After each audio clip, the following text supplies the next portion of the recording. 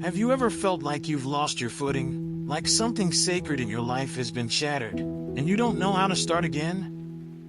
That's exactly what happened when God's people returned to Jerusalem, facing a broken city and the remnants of a once glorious temple. But here's the counterintuitive truth: sometimes, the most powerful growth comes after destruction. In this video, we're diving into Ezra 03, where the altar is rebuilt, sacrifices resume, and a foundation is laid that transforms despair into hope.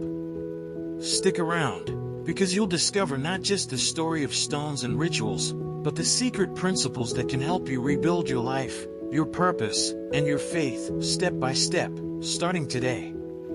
Then, let's read the chapter together. When the 7th month came and the Israelites had settled in their towns, the people assembled together as one in Jerusalem.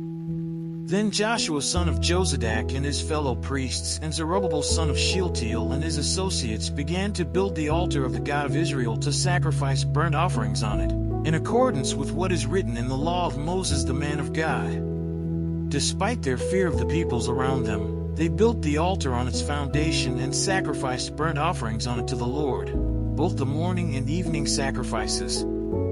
Then, in accordance with what is written, they celebrated the Festival of Tabernacles with the required number of burnt offerings prescribed for each day. After that, they presented the regular burnt offerings, the new moon sacrifices and the sacrifices for all the appointed sacred festivals of the Lord, as well as those brought as freewill offerings to the Lord. On the first day of the 7th month they began to offer burnt offerings to the Lord, though the foundation of the Lord's temple had not yet been laid. Then they gave money to the masons and carpenters, and gave food and drink and olive oil to the people of Sidon and Tyre, so that they would bring cedar logs by sea from Lebanon to Joppa, as authorized by Cyrus king of Persia. In the 2nd month of the 2nd year after their arrival at the house of God in Jerusalem, Zerubbabel son of Shealtiel, Joshua son of Jozadak and the rest of the people, the priests and the Levites and all who had returned from the captivity to Jerusalem, began the work. They appointed Levites 20 years old and older to supervise the building of the house of the Lord. Joshua and his sons and brothers and Kadmiel and his sons, descendants of Hodaviah, and the sons of Henadad and their sons and brothers, all Levites, joined together in supervising those working on the house of God. When the builders laid the foundation of the temple of the Lord, the priests in their vestments and with trumpets, and the Levites, the sons of Asaph, with cymbals, took their places to praise the Lord, as prescribed by David king of Israel. With praise and thanksgiving they sang to the Lord, "He is good, His love toward Israel endures forever." And all the people gave a great shout of praise to the Lord, because the foundation of the house of the Lord was laid. But many of the older priests and Levites and family heads, who had seen the former temple, wept aloud when they saw the foundation of this temple being laid, while many others shouted for joy. No one could distinguish the sound of the shouts of joy from the sound of weeping, because the people made so much noise. And the sound was heard far away.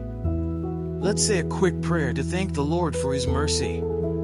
Hey God, thank you for this time together and for the wisdom you've shared through Ezra 03. I'm grateful for the reminders of how you rebuild what's broken and lay strong foundations in our lives. Please help me take what I've learned today and actually live it out.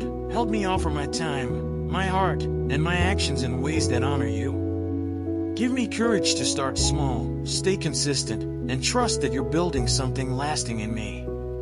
Guide me to see the opportunities to share this knowledge with others, and let it shape the way I walk every day. Amen. Now that we've walked through the rebuilding of the altar, the laying of the temple foundation, and the spiritual lessons hidden in Ezra 03, it's time to ask yourself, what part of your life needs a fresh foundation? Are there areas where fear, doubt, or past mistakes are holding you back from stepping fully into what God has for you? Take a moment to read a chapter of the Bible, reflect on it, and even explain it to someone else. Small steps like these are building blocks for your own spiritual temple.